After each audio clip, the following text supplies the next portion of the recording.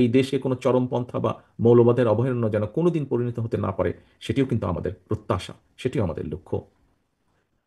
আমাদের সাথে হয়তো আপনাদের সকলের আদর্শিক অবস্থান এক নাও হতে পারে, মানে পলিটিক্যাল আইডিওলজি এক নাও হতে পারে, কিন্তু এটি কিন্তু কোনো সমস্যার বিষয় না। এটিকে ভিন্নভাবে হয়তো কেউ বলেছেন এখানে কোনো বক্তা, বা খুব সংক্ষেপে যদি বলতে হয়, এটি কোনো সমস্যা না। এটিকে কেউ দয়া করে সমস্যা হিসেবে দেখবেন না। বিষয় হচ্ছে যে এই দেশের সার্বভৌমত্বের প্রতি আমাদের অবিচল আস্থা প্রকাশের জায়গায় কিন্তু আমরা সকলে এক এক এটা কিন্তু সকলের মধ্যে কমন আমাদের।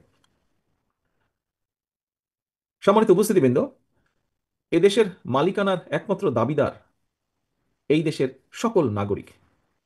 এই সত্যটাকে যদি আমরা প্রতিষ্ঠিত করতে চাই, তাহলে মানুষের ভোটাধিকারের প্রশ্নে গণতন্ত্র প্রতিষ্ঠার জন্য বাক স্বাধীনতার পক্ষে একটা অবাধ, সুষ্ঠু সুষ্ঠু নির্বাচনের পক্ষে আমাদের সকলকে ঐক্যবদ্ধ হতে হবে। অর্থাৎ একটি অ্যাকাউন্টেবল অবস্থা দেশে তৈরি করা একান্তই প্রয়োজন। এবং আমরা যদি সেটি করতে সক্ষম হই, এখানে আপনারা আপনাদের কবি সাহিত্যিকবৃন্দ, আপনারা যারা বক্তব্য রেখেছেন, আপনাদের বক্তব্যে যারা আপনারা লেখার স্বাধীনতার কথা বলেছেন, মত প্রকাশের স্বাধীনতার কথা বলেছেন, আপনার মত পার্থক্য তুলে ধরার কথা বলেছেন, সমালোচনার কথা বলেছেন, আমরা সেই অধিকারগুলোকে প্রতিষ্ঠিত করতে পারি যদি আমরা একটি অ্যাকাউন্টেবল রাষ্ট্র ব্যবস্থা গড়ে তুলতে সক্ষম হই।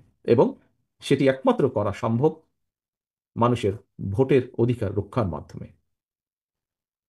সম্মানিত উপস্থিতিবৃন্দ, সম্মানিত সভাপতি, দেশের সার্বভৌমত্ব রক্ষায় সকল শহীদের রক্তের দায় পরিশোধের সময় এসেছে আজ।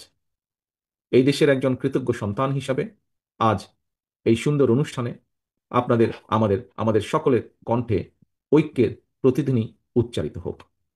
সকলের সুস্বাস্থ্য কামনা করে একটি প্রত্যাশিত বাংলাদেশ, বাংলাদেশের জনগণের একটি প্রত্যাশিত বাংলাদেশ গড়ার আকাঙ্ক্ষা ব্যক্ত করে আপনাদের সকলের সহযোগিতা কামনা করে আমার বক্তব্য শেষ করছি। আল্লাহ হাফিজ। বাংলাদেশ জিন্দাবাদ। বাংলাদেশ জাতীয়তাবাদী দল জিন্দাবাদ।